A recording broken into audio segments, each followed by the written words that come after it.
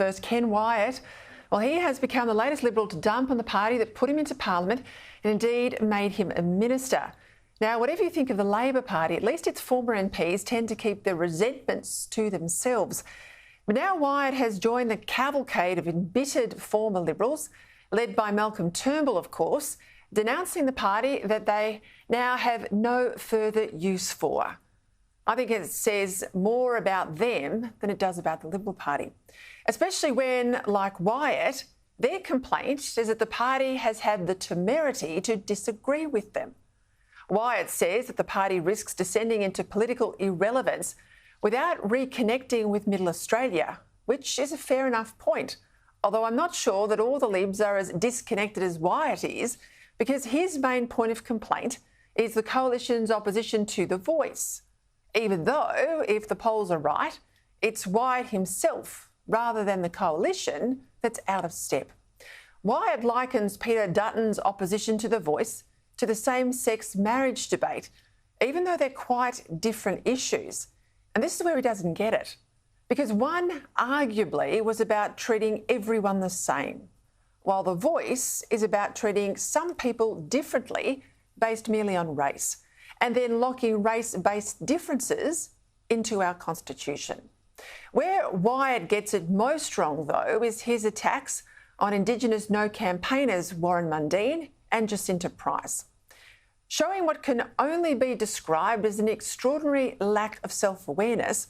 Wyatt criticises both of them for their alleged inability, quote, to deliver meaningful solutions for Indigenous people, despite being, he says, in positions of influence.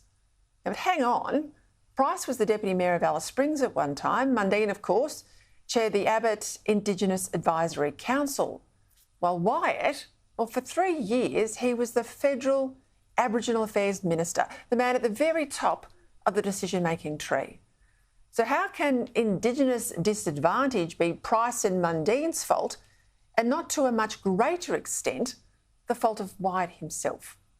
And there's an even bigger problem here, isn't there, that many Liberals seem to lack any real attachment to fundamental Liberal values.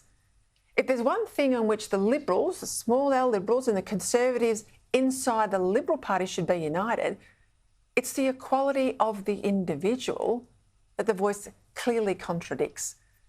Dividing people on the basis of race, entrenching Indigenous separatism, and giving one group of Australians a special say over how we're governed that then is denied everyone else is just about the most illiberal position imaginable. And Wyatt would know if he really were a Liberal. He once claimed he was, but after this spray, I'm not so sure. Although it's fair to say the reports a few years back that Wyatt was going to defect to Labor if he wasn't made a minister, they all seem to have a bit of a ring of truth about them today, don't they? And what is it with these Liberals like Wyatt, like the Victorian opposition leader John Pizzuto, who expelled Moira Deeming, who supported the right of women to single-sex spaces and he didn't, calling her all manner of arguably defamatory names?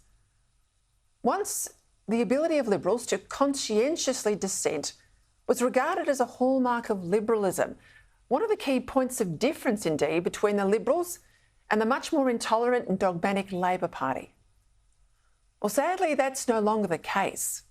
And in part, it goes back to who the Liberals put into the Parliament to represent their brand, and whether those people really stand for the party's values or whether they just stand for themselves. Now, give me a Jacinta Price or a Warren Mundine any day over a Ken Wyatt.